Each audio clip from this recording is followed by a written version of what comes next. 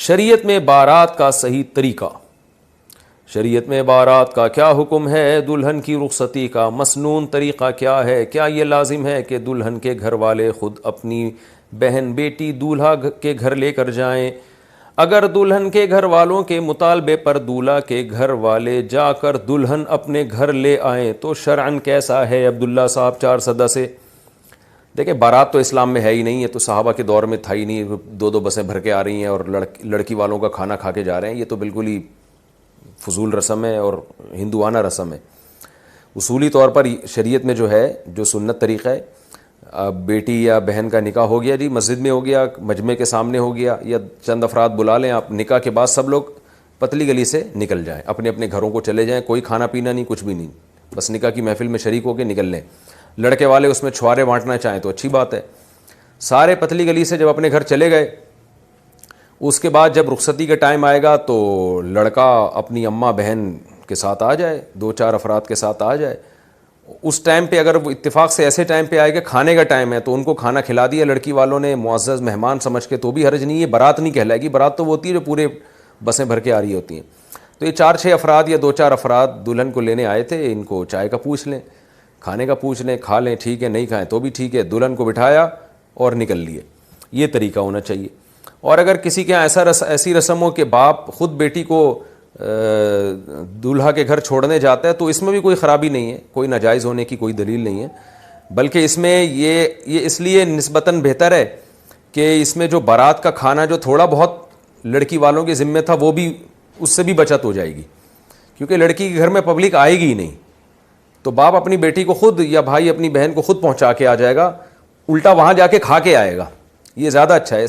اصل میں اسلام یہ چاہتا ہے کہ شادی کے موقع پہ جتنے بھی خرچے ہوں وہ لڑکے والوں کے ہونے چاہیے، لڑکی والوں کے نہیں ہونے چاہیے۔ تو اس لیے اگر کوئی خود پہنچا کے آ جائے، ان کو بول دے بھائی ہمارے یہاں پارسل کا خاص انتظام ہے، آپ یہاں تشریف نہ لائیں، ہم خود دلہن پارسل کر دیں گے وہاں پہ، تو دلہن کو آپ نے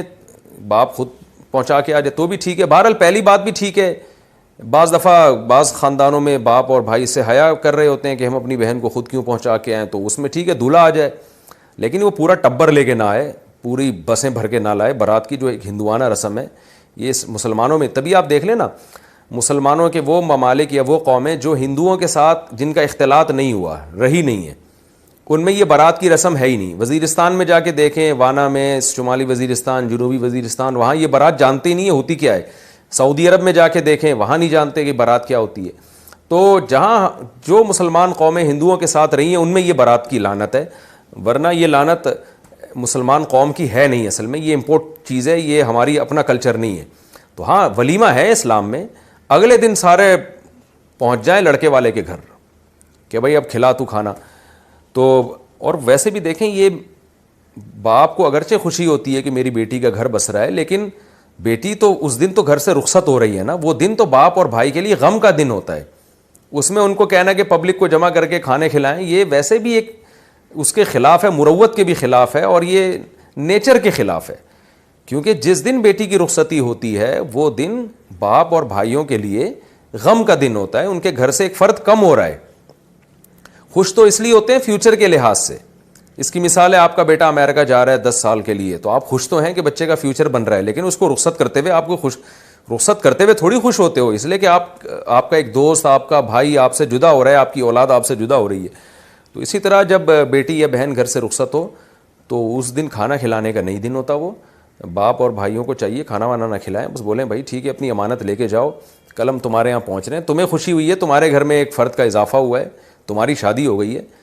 تو ہم کل آ رہے ہیں پوری بس لے کے تمہارے گھر میں۔ مرکز دین و ایمان، مرکز دین و ایمان، مرکز دین و ایمان، مرکز دین و ایمان۔